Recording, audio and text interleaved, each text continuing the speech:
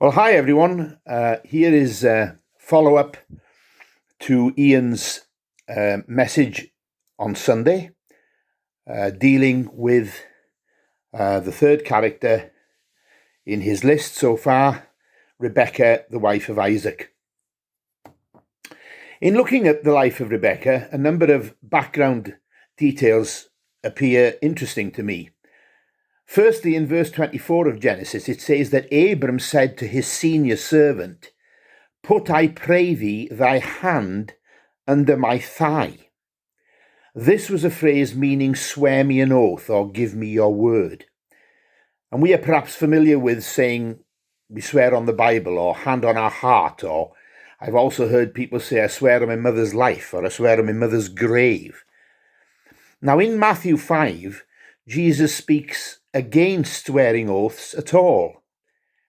He says, I say unto you, swear not at all, neither by heaven, for it is God's throne, nor by earth, for it is his footstool, neither by Jerusalem, for it is the city of the great King. Neither shalt thou swear by thy head, because thou canst not make one hair of it white or black. But let your communication be yea, yea, or nay, nay. For whatsoever is more than these cometh from the devil. Anyway, Abram asked his servant to swear that he will go back to Haran and get a wife for Isaac from amongst his own people. And he does so. And so we are introduced to Rebekah. The cultural tradition of getting a wife from amongst your own people was and indeed still is widespread.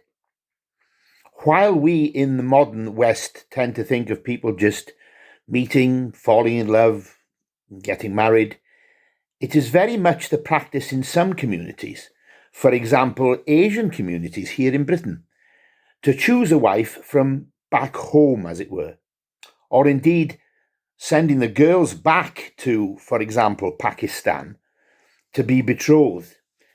When I was teaching at Bobby High School many, many years ago, a number of the Pakistani girls kind of went missing, as it were, and it was because they'd been sent back to be re-immersed in their culture and to be betrothed to young men back home in Pakistan. Those of you who know Bernstein's West Side Story musical will recall that when Maria falls in love with Tony, a boy from another gang, another tribe, we might say, Anita tries to dissuade her and say, stick to your own kind. Apparently, Rebekah comes willingly, and in due course, quite a long due course, as we learned from Ian on Sunday, gives birth to twins, and as Ian explained in some detail, the interesting ramifications of giving birth to twins. Interestingly, Esau, who is technically the elder of the twins, breaks the tradition and marries a Hittite woman, which does not please his parents, although later he takes another wife from the family of his father's half-brother Ishmael. So he takes an Ishmaelite wife for his second wife. Jacob, on the other hand, marries within the family in a very interesting narrative, which I hope we will be looking at later on. Jacob appears to have been Mummy's boy, and certainly her favourite son, since he indulges in significant deception in order for him to gain the birthright and the blessing from his father. Ian mentioned this in some detail. It's a very problematic issue, I think, especially if we believe in honesty, right and wrong, just desserts, and all that kind of thing.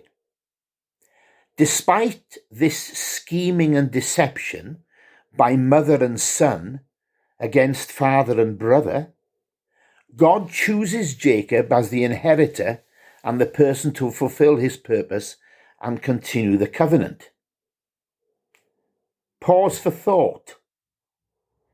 Ian pointed out that Rebekah decided to help God's plan along. And of course, he used exactly the same description when Sarah decided to do the same.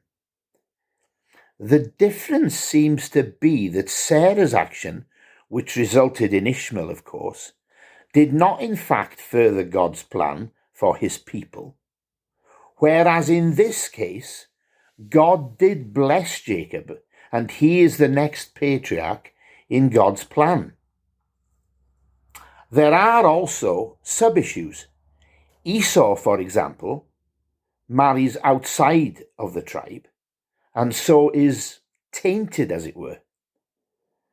But more problematically, God, whom we believe to be just and righteous, who cannot look upon wrongdoing and sin, in fact, the fundamental prerequisite for the whole doctrine of the atonement, here seems to turn a blind eye to the deceit.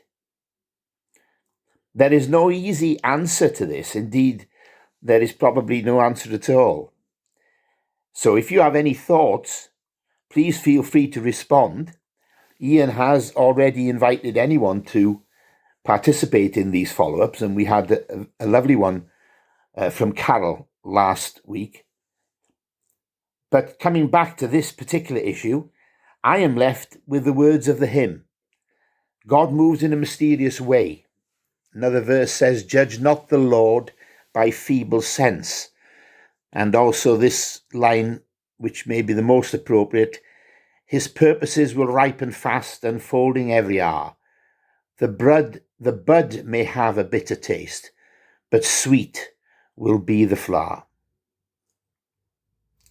We don't hear anything more of Rebekah after Jacob's departure to Haran, except that in chapter 49 it says that Rebekah was buried in the cave that is in the field of Machpelah, which is before Mamre, where Isaac, Abraham and Sarah were also buried. So we might say that she was buried in the family tomb.